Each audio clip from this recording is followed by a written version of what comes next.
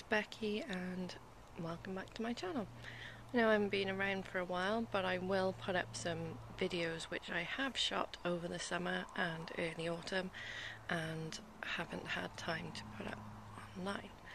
So this is just, I think it's Remembrance Sunday today, yes, so it's the 11th, and I'm just going to quickly show you what's happening on the allotment, which probably isn't that much, but I've got some new things, well, probably not new to you, but new to me, that I'm going to be growing next year, and I'll just show you what I've got, but I'll give you a quick tour because everything looks a little bit different.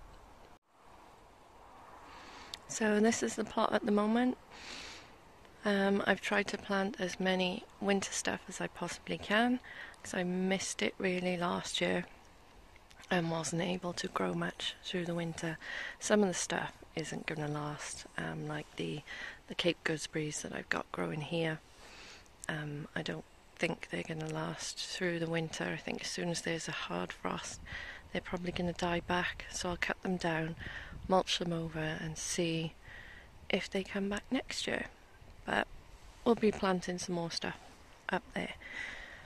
At the front here we've got a compost bin which I was given, which I'm taking down to the other plot down the bottom, so not really going to stay there. And I was digging over because I planted two new fruit trees because my other ones died in the summer, so I've got a conference pear there and a Victoria plum there, and they will be, once I dug holes for them yesterday, I could see all the spring bulbs that I left in, all with their roots and shoots ready to come out in the spring. I don't think you can see any. I thought I seen one the other day, but it's a little bit weedy. Oh, there's one.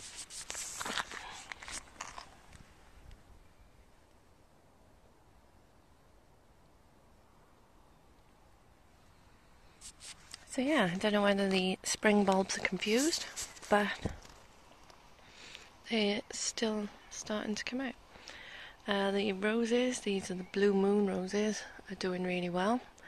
As you can see, I got triangular, I've forgotten what they're called, obelisks at the front here, but because they're wood, I took them in, put them in the shed once everything had stopped growing up them, which was sweet peas and cucumbers and gherkins that I had going on. So the cosmos seems to be dying back a bit. I'll show you what I've planted for winter. Look at this goji berry. It's got absolutely mad, which is good, but I still need to move it. The runner beans are done. That was one that I had terrible trouble with, the runner beans this year. They had terrible black fly. I couldn't get them off it. It was awful. And they didn't die, but they came back later on, so I had runner beans later. But this produced a nice lot later on. So I've got some leeks. I think some of them have been eaten, like that one, but that one's okay. Then we've got some kohlrabi, and maybe a slug there, or a potato, I don't know. Slug or potato. Then we've got some cauliflower. I followed Cliff from Castle Hill Gardens. I think I left a comment for him and asked how does he grow his cauliflowers, because mine are always tiny and awful. And he said to dig 2 spits down, the bottom spit had to have manure in and then cover it up. So that's what I've tried to do for my winter cauliflower. We'll see how those go, but they seem to be doing really well. Unfortunately I only managed to get one Savoy cabbage going, so there's my one. These are broccoli. I think this second row is broccoli as well, and I've got some Swedes, I think, in here, and some perpetual spinach. I think there's some normal spinach in there. I think that is a purple sprouting broccoli, and that one is. But that's it really for... oh, there's a couple more winter veg, but this little section is the winter stuff. I'll take you over here.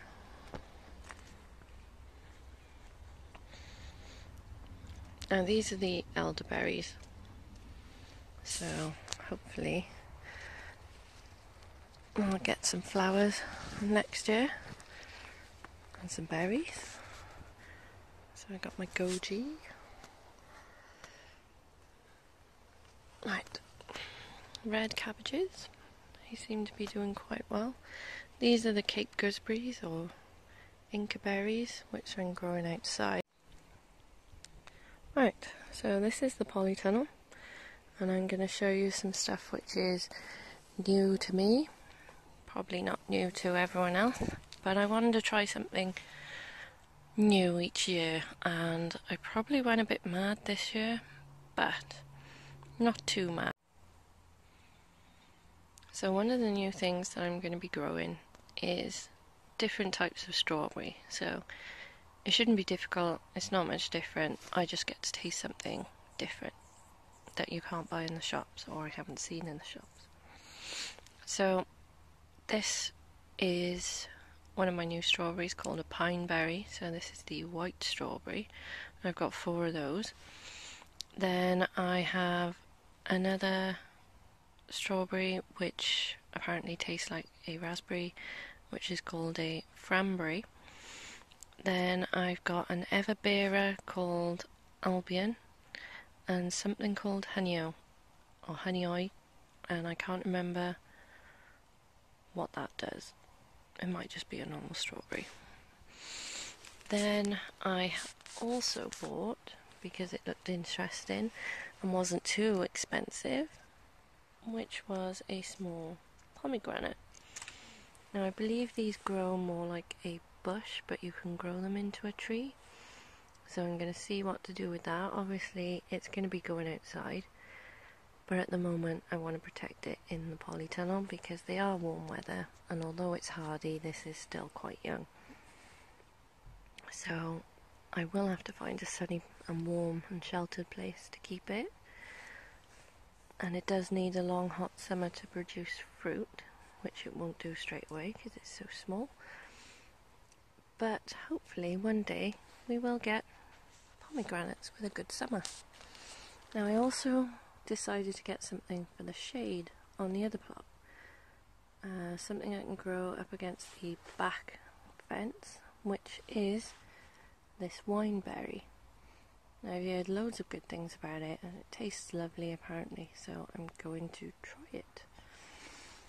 And the other thing I've done in the polytunnel is try to grow some lettuce. Now there was a lot more lettuce, but these 3, or is that looks like it's just a leaf. These 2 were the only survivors. Now the ones in the greenhouse are doing a lot better, and it has been 1 degree warmer in the greenhouse than it has been in the polytunnel, but there is a lot more protection in the greenhouse for them. I've also grown some beetroot for the beetroot leaves. Now if I do get a beetroot, I'll be quite happy. If I don't, I should be happy enough with the leaves. I've also grown some kale to get an early start on next year, so only at the seedling stage at the moment. And then I've got some of Dad's plants under there, some of my garden plants, which is the geraniums, which I'm keeping dry. And I also have the peach tree still. Now that it hasn't got any leaves on it, I can show you what I mean by it needs pruning. It's just a mass of branches everywhere, and I need to make sure that nothing's going in the middle. It needs to be nice and open so that the fruit doesn't rot, or because this will produce millions of leaves. It's quite a compact little tree, which it's supposed to be. It's a little patio one, so it lives happily in the polytunnel. It's lasted quite well in the winters. It just needs me to clear up these leaves, which it's lost, all bar one.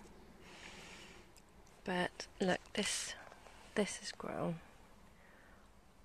strangely downwards, produced a new shoot there, and it's crossing over with this branch, which has got lots of lovely new shoots on, and it's crossing over with the dead branch behind it. So the dead branch is coming off. This is going to be cut to that bud. So moving on from the new strawberries and the pomegranate and wineberry, I now have this little one, which probably isn't new to everyone else, but it is new to me, which is a cranberry, which I got from Thompson & Morgan's eBay shop. So this is grown in ericaceous compost. I only had a little bit left, so I filled half the pot, and it needs a much bigger pot than that, so I'm just going to go and get a bigger pot and some more ericaceous compost and be done with it. Now this doesn't need a deep pot, but it does need a wide pot, so it needs to be, I think, 30 centimetres I was reading. So it needs to be wider because the roots don't go deep, but they do spread out. So that is the cranberry, grown a lot like a blueberry. But yeah, that's my other new plant, which hopefully I won't have to do much for.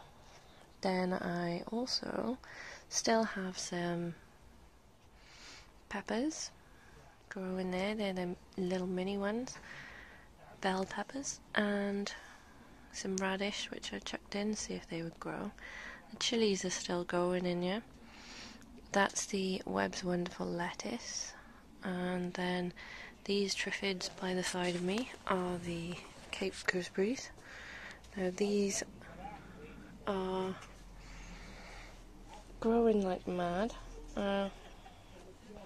This is what they look like when they're almost done, and this is the berry, which is lovely. It's yellow. The Cape gooseberries done better in the greenhouse. They are as tall as it. They're still flowering, but I do not think they're going to be pollinated at the moment because there's not many insects coming in here because the doors are shut. These are going to be nearly finished because this condensation thing is happening. So I believe if they've got the berries in and they're like this sort of colour, even if the berry inside is green, you can take it home like a tomato and leave it to ripen on the windowsill. So I'll try that. I've got some sweet peas growing in there. I'll probably have to take the lid off because they look like they're pushing that. Then I think that's a purple sprouting broccoli that got into the greenhouse, so that can stay there for now.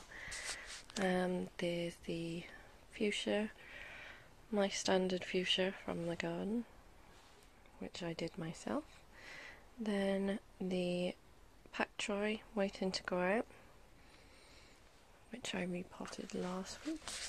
And these are the larkspur, which I am trying to grow. Last year they all died. This year I'm hoping they should be okay in the greenhouse because this seems to be warmer than the polytunnel. So again, more larkspur. I think that's a geranium. And that's about it in the greenhouse. So there's not much going on, but there's a lot of storage and potting on and trying to get the winter stuff out. So I'll show you around the back of the shed because I've still got some summer stuff going on. So because the greenhouse is plastic, I've got a rope holding it. I don't know whether that's going to work. I've got some normal strawberries and some celeriac. It's the first time I've grown celeriac, but it's looking okay. Then we've got the celery, which is not too bad. The Swedes, kale, all the carrots are gone. Compost pile, Then this berry bush, it didn't produce anything last year, but that was because it was cut right back.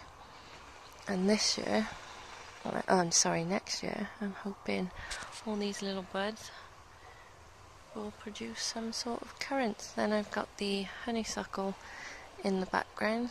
One of the trailers has gone actually into the shed and is growing quite nicely at the inside of the back of the shed. Now this one's doing fine. Now we still have some tomatoes, and although the plant is dead, really, they're still ripening red. And if I take those home, they will be perfectly edible. So I will be taking some of those home. That one is monkey. I will not be eating that. And that's the fig with a weed in it. So let's go and have a quick look at the other plot on the allotment. Right, so I did let this get quite bad, which isn't a good thing. So as you can see, the whole plot was like this. I haven't finished doing this bit yet. We've still got some runner beans coming on the plants, but it was really, really weedy. So the other week I had to sort myself out and get down the allotment and do stuff. So I made a compost pile there. The bin's full at the back. I've chucked the onions and garlic in, which seem to be doing really well now. And that's a crimson crushed tomato at the back. They're still ripening red, so we'll see how they go. I think they're probably gone, but we'll see. So anyway, I dug this whole section of the plot. I won't say I dug the whole plot because I didn't. And it's quite difficult on your own. But as you can see, onions and garlic, after a bit of rain that we had this week, doing really well. So that's the garlic. Let's have a look at the onions. So there's more garlic. And here's the onions on this side. I've still got some onions to go in, but I'm running out of space. So I'm hoping to put them where the cabbage and cauliflower and stuff is growing, so where the other runner beans are on the other plot. So this is going to be where the chicken coop will be, hopefully. By the time we get around to building it, it should be fine. Lots of leaves to mulch the ground, and the sprouts doing really, really well. The red sprouts did nothing, but these ones, a couple of them look blown, but otherwise they're okay. Lots of sprouts come in. Loads of kale, although Mum stopped eating the kale because I didn't get rid of the caterpillars when I took a couple of them home for her, and she won't eat it now because he was crawling with them. But I'll make sure next time when she feels like trying to eat kale again that there are no caterpillars on it for her. But that's about it really. I haven't done that much to this plot. There's lots of stuff to do with it. There's a few leeks there which haven't been eaten by leek moth, which is good. I lost a few, but not all of them. Seems a lot different now, but I really have to get this part cleared, get some onions in there, and maybe up on the other plot as well where the beans are there. I should have a load of onions and garlic for next year, and by the time they're finished growing and I've dug them out, all the chickens will be ready to go in, so they can have the run of this whole plot. So that's what it's like on Remembrance Sunday at the allotment, and hopefully I'll put another video out next week if I've got anything new or interesting to say.